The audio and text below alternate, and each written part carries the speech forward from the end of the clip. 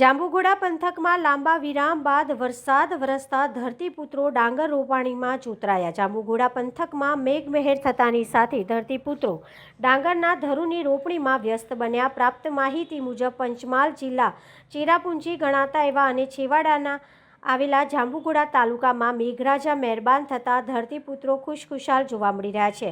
મુખ્ય પાક ગણાતા ડાંગરના પાકના ધરુની રોપણીમાં જાંબુઘોડા પંથકના ખેડૂતો આજે બુધવારના રોજથી વ્યસ્ત બન્યા છે। જ્યારે પાણી ભરેલા ખેતરોમાં ખેડૂતો પરિવારો ઉમંગ અને ઉત્સાહથી ડાંગરની રોપણી કરી રહ્યા છે।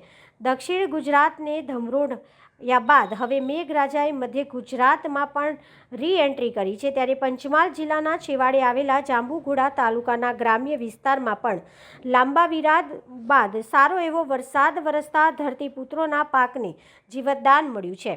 આ વિસ્તારમાં ડાંગરનો પાક મુખ્ય ગણવામાં આવે છે।